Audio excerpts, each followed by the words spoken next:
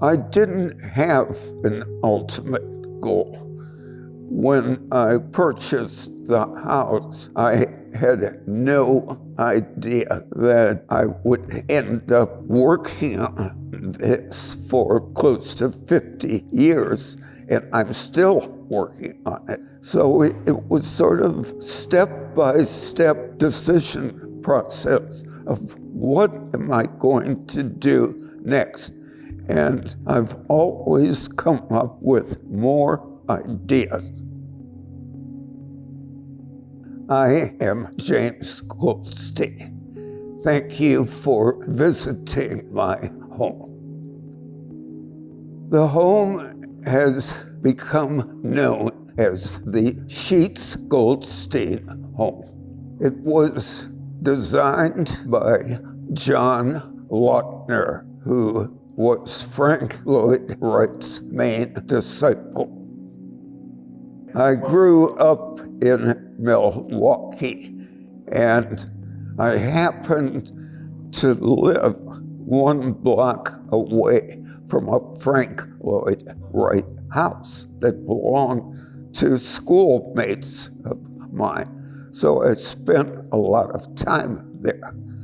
And my father owned a business in Racine, Wisconsin, very close to the Johnson wax plant that was designed by Frank Lloyd Wright. So he had a huge impact on me. I had been looking for the right house for 2 years. I wanted a house for my dog because I was living in a high-rise apartment and she needed room to run.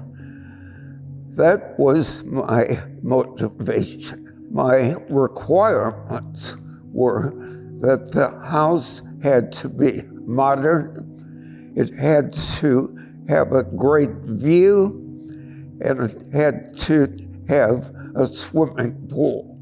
When I walked into this house, after somebody told me about it, I knew instantly that this was the one. Even though it had been decorated very badly, it had been built with very cheap materials, but it had a great design. It had a great view.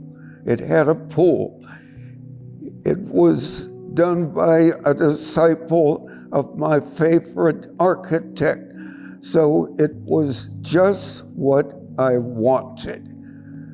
But I quickly found out there was one big problem, and that was that someone else already had it in escrow.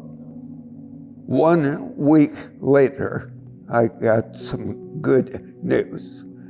The other buyer tried to lower the price, and I stepped in at the original price, bought the house, and it changed my life.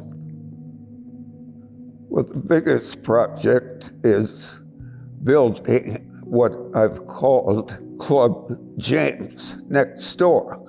When I first moved here, there was another house next door. We shared the driveway, and eventually I bought that house, tore it down, and built Club James, which includes a tennis court, a nightclub, my offices, a second pool. So that was a huge project. When it came to upgrading this house, I brought John Lautner back And he and I worked together for more than 15 years. So I learned from him. And then he passed away prior to the design and construction of Club James. By that time, I knew what I wanted to do. My name is James Perry. I'm an architect, and I moved out here following architecture, and luckily I found a place with Duncan Nicholson, who was a colleague of John Lautner's and worked in his office until Lautner passed away in 1994. Duncan was a project architect on this house during that time, and so he took over the project and carried on the work that was ongoing. And so I started working for Duncan in late 2006, and we immediately started working on this project. That time was a tennis court addition, and the work has been nonstop, still ongoing today. I worked with Duncan from 2000 to 2015 when he passed away. Both Christopher Connor and myself worked for Duncan, and so we formed our own firm at that point and continued the work that we had planned, a master plan for, and it's been developed since then and continues to be with James Goldstein. Our architecture firm is Connor and Perry Architects, and we've been in business for 8 years, and we're a small architecture office that specializes in organic architecture, which has its lineages that go back to John Lautner and Frank Lloyd Wright. For the home, we try not to do very much addition, but for the new structures, we really have full reign to go a different direction because the programming there is different. The complex, we broke it into basically 3 phases, and it kind of works to those levels. The tennis court was first completed, and then the level below the tennis court is the nightclub and offices that was completed and finished around 2015. The third phase is the lower terrace that was completed in 2023. It includes a pool, bar, kitchen, restroom, and a locker room. Yeah, it really doesn't get old coming here or working on this property because I keep finding new details that, surprisingly, after such a long time, that are new. It really is just like a love of the space here. It's like a feeling you get where you're really in something special, you know? There's nothing like it in the world. That's what architecture is supposed to do, is actually move you. What we haven't talked much about is just like the core principles of organic architecture, which is like design from the landscape and the individual, designing from the inside out, a unique geometry. This house has that in spades. It's like such a great home because it's a limited palette of materials. It's also about the nature of materials of being like, what was chosen here was concrete, glass, and wood. Every form has a function. And that was the idea, is like organic architecture is trying to get you as close to nature as possible. And this room really does do that. It really puts you as close to nature as you can possibly be. You're protected, but you're also like open, which seems to happen in a lot of Lautner spaces where it's like almost cave-like. The newest work that we recently completed on the lower terrace is what I'm most proud about, because it was work on our own that I think complements the existing architecture that Duncan had started.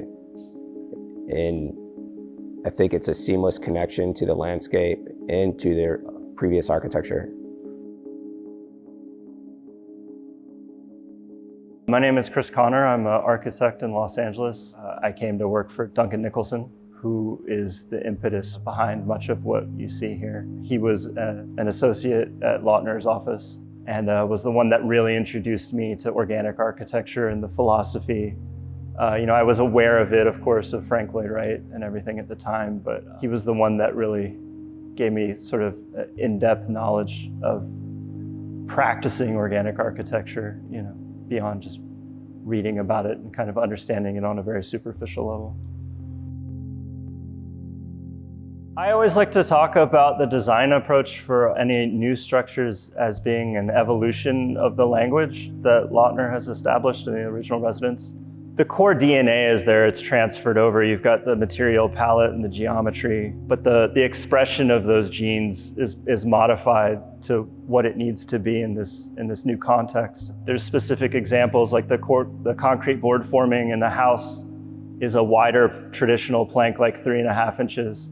And then here in the club, we went with a 1.5 inch plank because one, we're using it much more pervasively. It's on all the surfaces. So we wanted to read more as a texture and not so graphic. You know, there's the common material palette of the stainless steel and the frameless glass. You don't have the warmer domestic tones that the house has with the warm brownish red leathers and the redwood. Over here, everything is a bit cooler. You know, you've got this silvered leather. The core geometrical concept over there of the overlapping triangles is so clear. And over here, I think the geometry has been allowed to sort of free flow a bit more, that it's not as restrained by that idea, but it certainly has a relationship to it.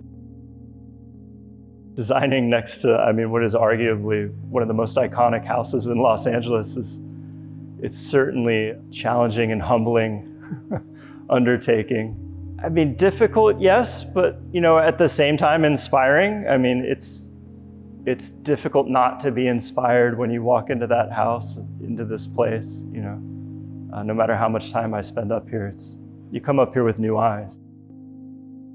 I mean, some of the most rewarding aspects of working on this project, I would say one is working with a patron like Jim Goldstein, who has the patience and the means and the desire to realize amazing, unique, like hyper customized architecture, right? It's just not something that happens in the world these days. It's like the 21st century Hearst Castle almost, you know. Being given the opportunity to really develop designs and see them come to life has been a unique and really rewarding process. I would say the other unique and rewarding thing about working up here is sharing this place, especially with students, but really anyone who has an appreciation of design, and being able to see this place through new eyes every time, and like seeing someone's face light up when you share this with them.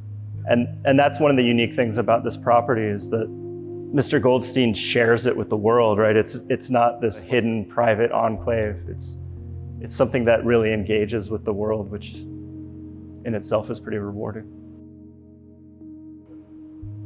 Coming up here as someone involved in the design of the place, like, yeah, you kind of come in with a narrow focus on what's wrong with the place. But I would say walking into Lautner's house, to me, is always inspirational, no matter what's going on with my day. Just something about that space, it affects your body on like a very visceral level, right? Like there's just something timeless and dramatic about it. I think it's what we strive for in our practice. It's this ineffable thing that's just like, you're always reaching for it, you know? Well, the future is that even though I'm in very good health now, eventually, when I pass away, the house will transfer to LACMA, the Los Angeles County Museum of Art. And they intend to operate it in a very similar way as I have, except that no one will be living here, but it will be open to tours, used for events, used for fashion shoots, and so forth. The feeling I have now is even better than it was originally, because I've spent almost 50 years on perfecting the property. And now, especially on a clear day like today, I feel so proud of what I've achieved here. I would like to say that I think about the design of this property every single day. Every little detail has been well thought out. And if you want to do something right, whatever it is, take it all the way, because that's what I've done here.